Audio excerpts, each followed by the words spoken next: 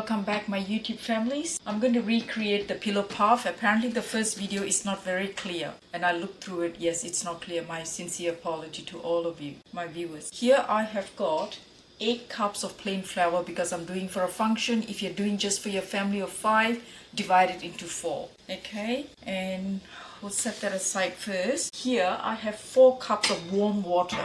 Okay, to that I'm going to add 2 tablespoons of yeast, dry instant yeast, and I'm going to add 1 tablespoon of sugar. And I'm going to add 2 cups of milk powder of your choice. If you don't like milk powder, you can add almond milk, but you have to reduce it because it has got a lot of oil in it. Okay, now we whisk, mix it really well, cover it and set it aside for 5 minutes for the yeast to.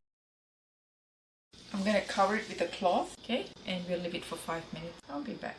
After 5 minutes, remove the cloth, give it another good whisk. To the yeast mixture, I'm going to add 1 tablespoon of cinnamon powder, 1 teaspoon of salt,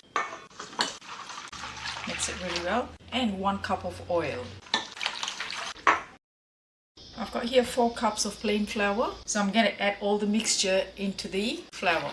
Okay, give it a good mix like that.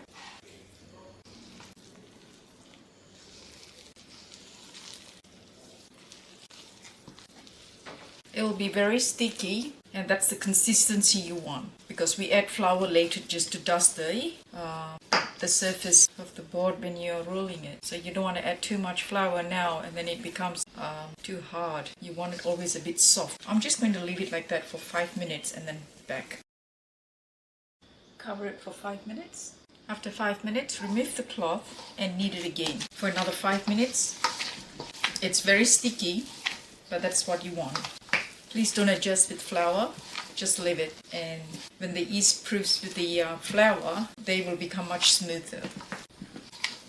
And then we're going to cover it another half an hour, and then we'll be back and kneading again.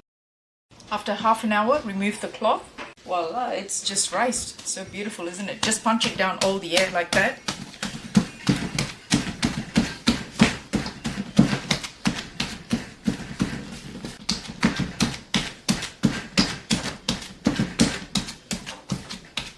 Do you know you actually can turn this into bread as well, like rolls in the oven, bake it in the oven in a small roll, like fan force will be 160, 10 minutes if it's a smaller roll.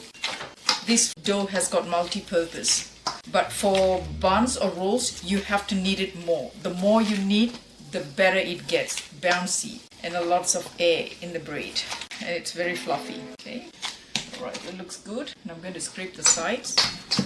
I'm going to knead for 5 minutes and then start rolling it. Knead it for 5 minutes and then start rolling it to 2 centimeter thick. In the meantime, you got to heat up the stove on a medium or medium high, depending on your stove. Because some stove medium is like medium high gas stove. I normally use outdoor gas stove because indoor I have electricity, but it's very slow. Okay, so just sprinkle some flour on your tabletop like that. Transfer the flour to the board.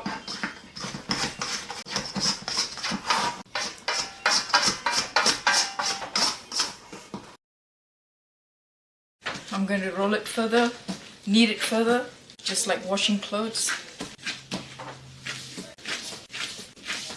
I'm not sure all of you wash this way, hand wash, but I do.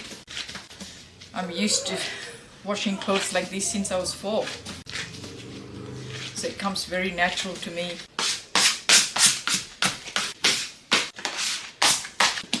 Okay.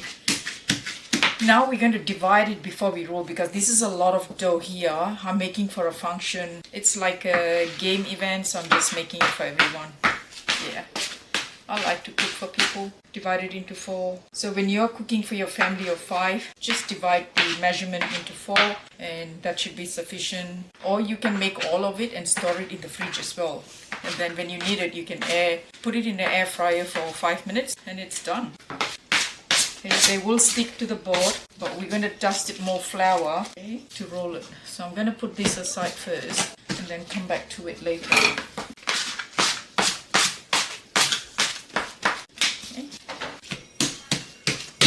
Doesn't have to be perfect, okay, as long as it tastes good, that matters to me. The shape doesn't really matter, because you can be creative. Any shape, you can make it funky. You can platter it nice with, depending what you want to decorate with, fresh fruit, creams, or dust it with sugar.